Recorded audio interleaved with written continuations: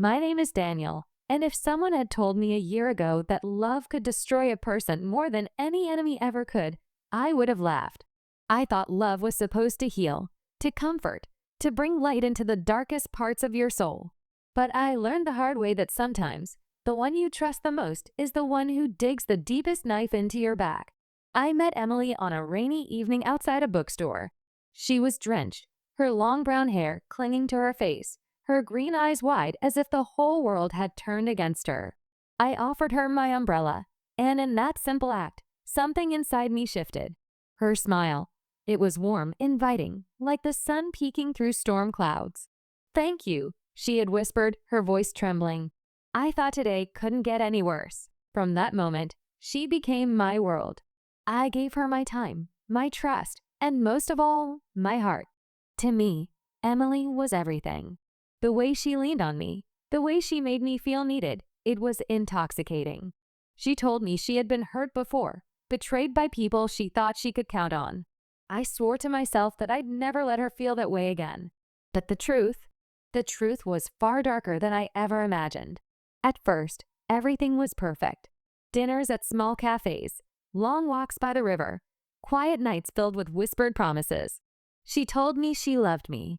She looked into my eyes and said, "Daniel, you're the only man who's ever truly seen me." And I believed her. God, I wanted to believe her. But then came the cracks. She started pulling away. The phone calls that used to last for hours became quick excuses. The warm hugs turned into cold touches. And the "I love yous," they sounded rehearsed, empty, like words spoken out of obligation rather than passion. I remember one night clearly. I was sitting in her apartment, waiting for her to come home. The clock ticked past midnight. She had told me she'd be back after dinner with her colleagues. But as I sat there, staring at the untouched food I'd cooked for us, something inside me twisted. When she finally walked in, her perfume was different, stronger, not the one she usually wore. And her lipstick, it was smudged. "Emily," I asked softly, trying to steady my voice, "where were you?" She froze. For a fraction of a second, I saw guilt flash across her face. But then, just as quickly, she masked it with a smile. "Oh, Daniel," she said, brushing me off, "you worry too much. We had a late meeting. That's all." But her eyes, those eyes I once trusted, couldn't meet mine. That night, I lay awake beside her, staring at the ceiling. Her breathing was steady, calm, as if she was at peace. But inside me, something was breaking. And yet, I stayed silent because I loved her, because I was afraid that if I asked too many questions, I'd lose her. Days turned into weeks, and her lies grew bolder. She would disappear for hours, sometimes days, with flimsy excuses. She started keeping her phone close, locking it with a password I didn't know. And when I asked her about it, she snapped. "Daniel, do you not trust me? After everything I've told you about my past, about how people have hurt me, you're really going to be one of them." Her words cut deep. She twisted my own love into guilt. She made me feel like I was the problem, like I was betraying her by simply asking for honesty. But deep down, I knew. I knew Emily was lying. She wasn't the victim she pretended to be. She wasn't the fragile woman who needed my protection. No, she was something else entirely. One evening, I followed her. She told me she had late work, but instead of heading to her office, she drove across town to an upscale restaurant. I sat in my car, my hands shaking, my chest pounding as I watched her step out, smiling. Not the forced, tired smile she gave me these days. No, this was real. Bright, radiant. And then I saw him. A man, tall, well-dressed, with a confidence that made my stomach twist. He kissed her cheek, and she laughed, the way she used to laugh with me. My entire world collapsed in that moment. Every memory, every promise, every whispered, "I love you" turned to ashes. I gripped the steering wheel so hard my knuckles turned white. I wanted to storm in, to demand answers, to shatter the illusion right there in front of them. But I didn't. I waited. I watched. And I planned. Because you see, Emily thought she was the one holding the cards. She thought her lies, her manipulation, her betrayal would leave me broken, worthless. But what she didn't know was that I had a truth of my own, a truth that would turn her perfect little world upside down. And when the moment came, I wouldn't just expose her lies. I'd make sure she regretted every choice, every deception, every single word she had ever used to play with my heart. She thought she was the master of the game, but she had no idea the storm I was about to unleash. Emily's laughter with another man still echoed in my ears as I whispered to myself, "Enjoy it while you can, Emily, because soon the truth I've been hiding will destroy you." The night I saw Emily with that man, something inside me broke. But instead of confronting her, I decided to wait. I wanted answers, but more than that, I wanted her to reveal the truth herself. I remember walking into her apartment later that night. She was already home, sitting on the couch, scrolling through her phone as if nothing had happened. When she saw me, she smiled, fake, practiced. "You're late," she said casually. "Long day at work?" I steadied her face. Her lipstick was gone now, wiped clean. Her perfume was different, lighter, as though she had tried to cover her tracks. "Yes," I answered simply, forcing a smile of my own. "Very long. We didn't talk much that night." She went to bed early, pretending she was tired, while I stayed awake in the living room. My mind was on fire. Every detail of her betrayal replayed in my head. The way she smiled at him, the way she laughed like she used to with me.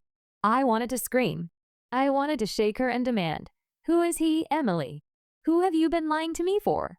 But no, that's what she expected. She thought I would crumble under the weight of her lies. Instead, I decided to play her game. The next morning, I made her breakfast. Pancakes, her favorite. She looked surprised when I placed the plate in front of her. "What's this?" she asked.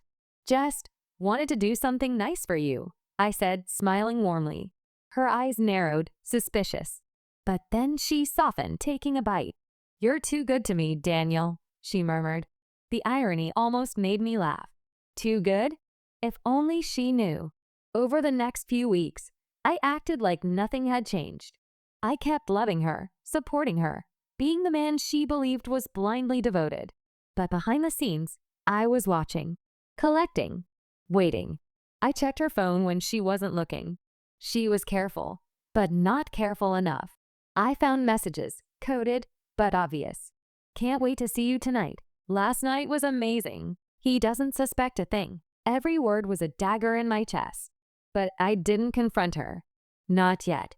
I also started noticing patterns. She would work late on Tuesdays and Thursdays. Sometimes Saturdays too. And every time, I'd see her car parked at that same restaurant or that same hotel. Always with him. One night, I followed her inside. I sat at the bar, my back to their table, my hat pulled low. I could hear their laughter, their whispers. My blood boiled, but I forced myself to stay calm. "Emily," he said, his voice smooth and confident, "you can't keep living this double life forever. When are you going to tell him?" My heart stopped. Her reply was soft, almost a whisper, but I heard it. "Soon. Daniel's weak. He depends on me too much. He'll never see it coming. Weak." That was the word she used. Weak? I gripped my glass so tightly it almost shattered in my hand. Weak? The man who had loved her, trusted her, given her everything, weak. I walked out before I did something I'd regret. But in that moment, my decision was clear. Emily thought she was in control, but she was wrong. So very wrong. I began planning my revenge. I started with her weaknesses. Emily loved her image, how people saw her.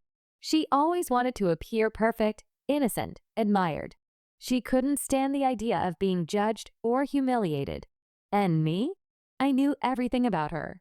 Every secret, every lie, every hidden piece of her past. For weeks, I quietly gathered proof. Photos, messages, receipts, even recordings of her conversations with him. Piece by piece, I built a puzzle that showed the truth of who Emily really was. But I wasn't going to use it yet. No, the timing had to be perfect. At home, she acted as if nothing was wrong. She still kissed me goodbye in the mornings, still curled up beside me at night. But sometimes I caught her watching me, studying me, like she was trying to figure out if I suspected anything. I played my role flawlessly, smiling, loving, pretending. And then, one evening, she slipped up. We were having dinner together when her phone buzzed on the table. She reached for it too quickly, her hands trembling. "Who's that?" I asked casually, keeping my tone light. "No one," she replied too fast. "Just work." I nodded slowly. "Work keeps you busy these days, doesn't it?" Her fork froze midair. She looked at me, searching my face for clues. But I gave her nothing. Only a smile. She laughed nervously, brushing it off. But I saw the flicker of panic in her eyes. That night, when she thought I was asleep, she got out of bed and made a call in the living room. I followed quietly, staying just out of sight. "It's getting harder," she whispered. "I think he suspects something." There was silence on the other end, then a man's voice, "Then finish it, Emily. End things with him before he finds out." Her answer was like ice in my veins. "I will. Soon. He's useless to me now. Useless." I walked back to bed, my mind racing. She wasn't just lying to me. She was planning to discard me like trash, to break me completely and move on with her perfect little affair. But what she didn't know was that I was already 2 steps ahead. I lay awake that night, staring at the ceiling, a single thought running through my mind. Emily thinks she's going to end this on her terms, but she's about to learn that I've been holding the real secret all along. As Emily whispered to her lover on the phone, plotting my end, I smiled in the dark and whispered to myself, the day she betrays me openly will be the day her world collapses. The morning after her phone call, everything felt different. She walked around the kitchen humming softly, making coffee as though nothing had happened. But to me, her humming was like nails on a chalkboard. Every sound reminded me of her whispered words from the night before. "He's useless to me now." For years, I had believed we were a team, partners, soulmates. But now I knew the truth. I was nothing more than a placeholder in her perfect little lie. And that's when I made my decision. No more waiting. No more pretending. The time had come to expose Emily for who she really was. That evening, I suggested we go out for dinner. She looked surprised, even hesitant. "Dinner? On a Wednesday?" she asked. "Why not?" I smiled. "We haven't had much time together lately. I miss you." Her eyes flickered nervously, but she agreed. Of course, she did. She couldn't afford to look suspicious. I chose the restaurant carefully. Not just any place, but the same one where I had first overheard her with him. I wanted the setting to sting. She sat across from me, her hair perfectly styled, her smile carefully practiced. To anyone watching, we looked like the perfect couple. But under the table, I held my phone tightly. I had everything I needed ready. "So," I said casually as the waiter left us with our menus, "how's work been lately?" Her eyes darted down. "Busy. Very busy." I leaned back, studying her. "Busy enough to keep you out until midnight? Busy enough to make you whisper on the phone when you think I'm asleep?" Her fork froze halfway to her mouth. Slowly, she set it down. "Daniel." Her voice was steady, but her hands trembled slightly. "What are you talking about?" I pulled out my phone, placed it on the table, and pressed play. Her own voice filled the air. "It's getting harder. I think he suspects something," followed by the man's reply, "Then finish it, Emily. End things with him before he finds out." And then her final words, "I will. Soon. He's useless to me now." Her face drained of color. People at the nearby tables turned their heads, curious. Emily reached for the phone, panic in her eyes. "Daniel, please." I pulled it back. "Don't. Don't you dare." She looked around, realizing people were watching, then leaned forward, her voice dropping to a desperate whisper. "We can talk about this later. Not here. Please." But I was done protecting her. Later? No, Emily. Later is too late. You wanted to lie, to laugh at me behind my back, to use me until you were ready to throw me away. But I'm not your puppet. Not anymore. Her eyes widened, tears forming. "It's not what you think. Don't lie again," I snapped, my voice echoing through the restaurant. "Don't you dare." The room went silent. Forks paused midair. Whispers filled the corners.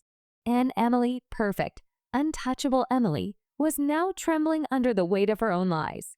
We left the restaurant in silence. She drove us home, gripping the wheel so tightly her knuckles turned white.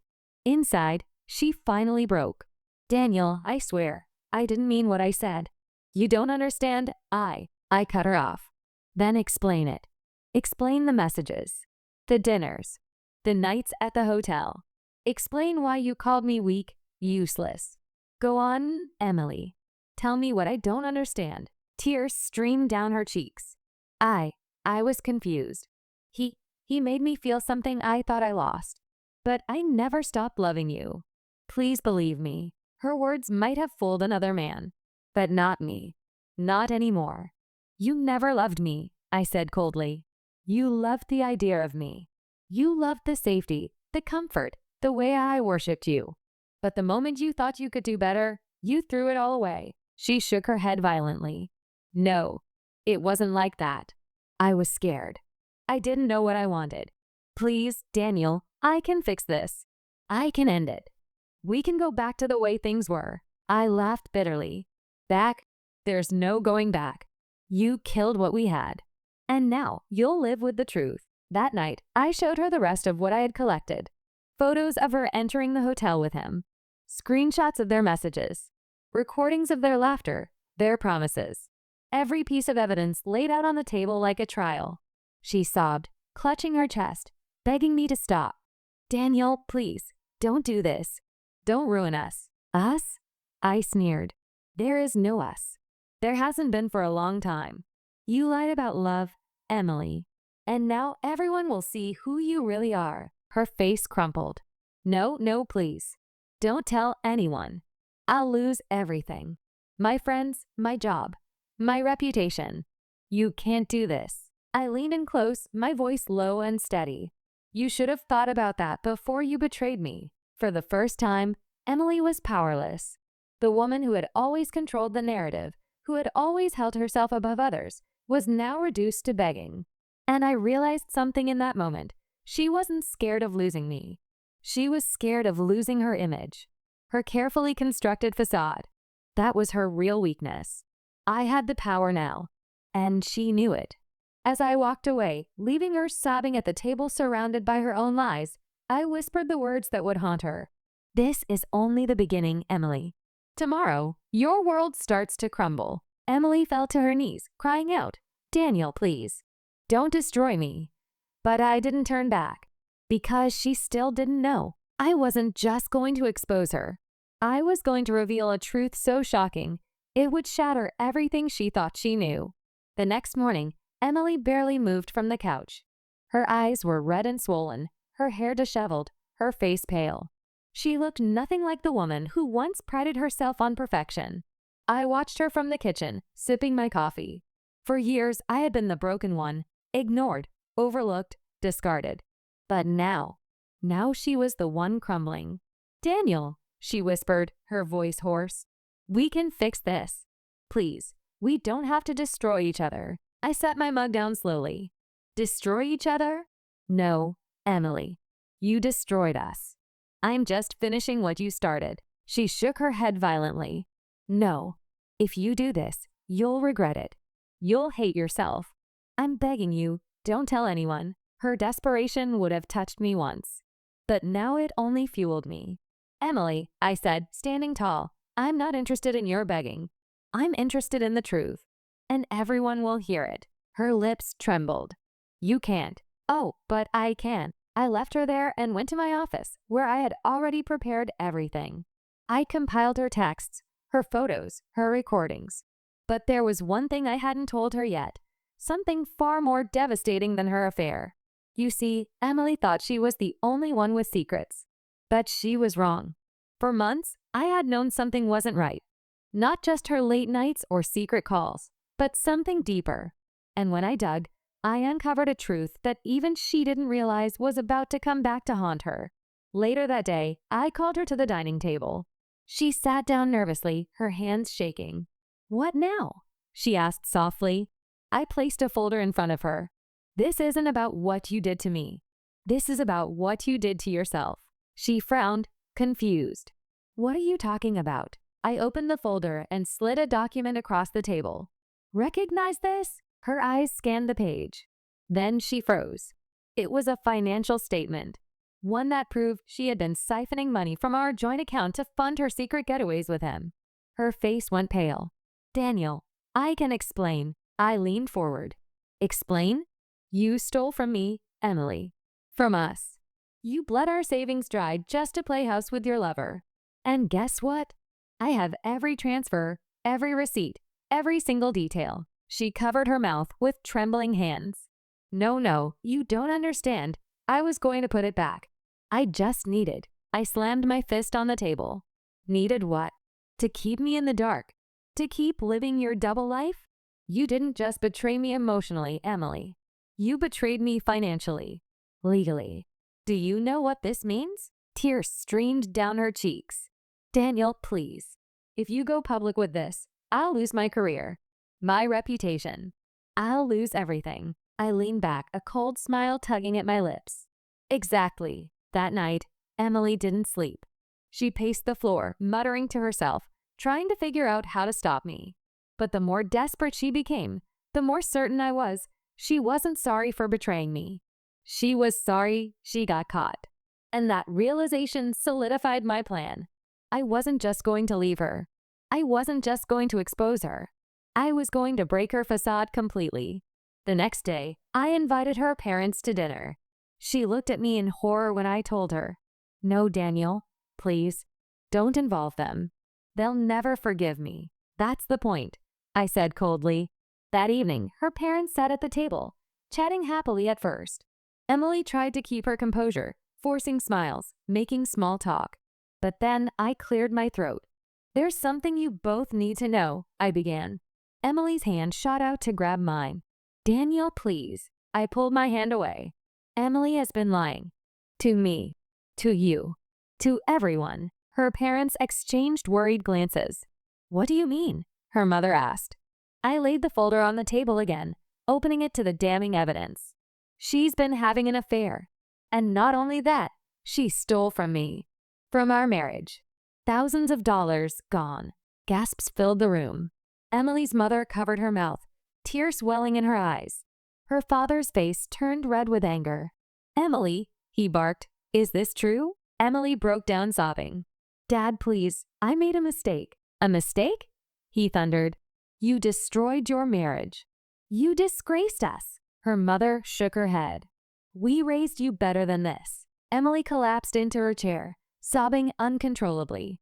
For the first time, she wasn't in control of the story. Her perfect mask had shattered, and I sat back, watching, satisfied. But here's the thing. That wasn't even the final truth. Because as they yelled at her, I stayed quiet. I knew something she didn't. Something I had been holding back, waiting for the right moment. Emily thought the worst thing I could do was expose her affair and her lies. But she had no idea. I was about to reveal something so devastating that it would rip apart not just her reputation, but her entire sense of identity.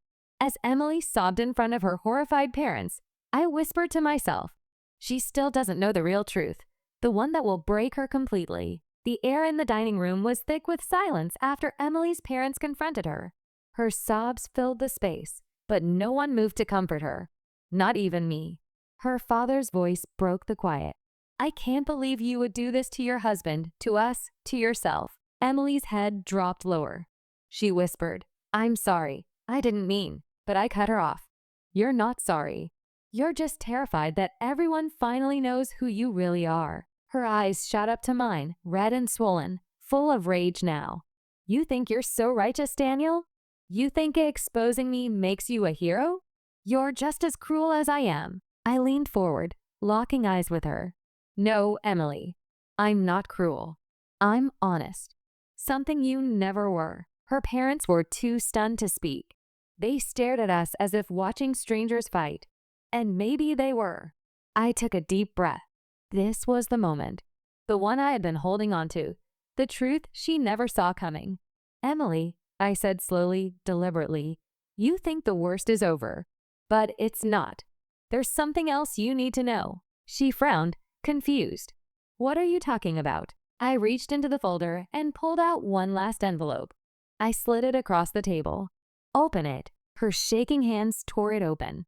Inside were DNA test results. She scanned the paper, her face going pale. Her lips parted in shock, but no words came out. Her mother leaned forward. "What is it?" I answered for her. "It's proof. Proof that the child she claimed was mine isn't mine at all." The room erupted. Her father slammed his fist on the table.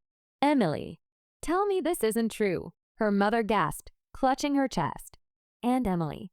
She just sat there, frozen, as if her entire body had turned to stone. "No," she whispered finally, tears spilling down her cheeks. "That's not. It can't." But I cut her off. "It can. And it is. The child you used to keep me tied to you, the one you swore was ours, it belongs to him. Your lover. Not me." She broke then. Her cries turned into guttural wails, the kind that came from a place deeper than shame. She buried her face in her hands, rocking back and forth as if she could erase the truth by sheer force of will. Her mother whispered through tears, "How could you? How could you betray everyone like this?" I stood up, my chair scraping loudly against the floor. "I've had enough. I won't be part of this charade anymore." Emily lifted her face, streaked with tears and makeup. "Daniel, please. Don't leave me. I can change. I'll do anything. I cut her off, my voice colder than ever. "You had your chance. You lied, you stole, you cheated, and you destroyed everything we built. And now you can live with the consequences." Her father stood too, pointing a trembling finger at her. "You disgust me, Emily. Don't come to us for help. You've made your bed. Now lie in it." Her mother couldn't even look at her. I walked out that night, leaving her collapsed on the floor, sobbing into her hands. And for the first time in years, I felt free. The world outside was quiet, almost peaceful, as if rewarding me for surviving the storm. I got into my car, gripping the steering wheel, and took a deep breath. For so long, I had been a prisoner to her lies, her manipulation, her betrayal. But now, the chains were gone. Days passed. Word spread quickly among her family, her colleagues, our mutual friends. Emily's perfect image crumbled in front of everyone. The whispers followed her everywhere. Liar, cheater, thief. Her lover. He abandoned her the moment her reputation fell. He wanted her when she was flawless, untouchable. But when she was broken, ruined, and exposed, he vanished. I almost laughed when I heard. She had destroyed me for him, and in the end, he destroyed her by walking away. As for me, I started over. The divorce was messy, but I had the evidence. The court sided with me. I kept what was mine. She walked away with nothing but her shame. I rebuilt my life, slowly but surely. It wasn't easy, healing never is, but it was real. And for the first time, I didn't live in the shadow of lies. Months later, I saw her again. She was sitting alone in a cafe, hair unkempt, clothes wrinkled, eyes hollow. She looked up and froze when she saw me. For a long moment, we just stared at each other. Then she whispered, "Daniel, I'm sorry." I looked at her, really looked at her, and realized something important. I didn't hate her anymore. She wasn't worth hating. "You should be," I said simply, and walked away. As I stepped outside, the sun warmed my face. The world felt open again, full of possibilities. Emily had lied about love, but in the end, my truth had destroyed her lies completely. And I was finally free. She thought she broke me, but in the end, it was her own lies that shattered her forever.